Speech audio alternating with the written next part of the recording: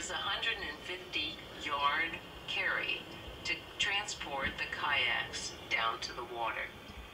The park has about 70 acres with a number of nature trails and lovely vistas from which you can see the upper Magothy River.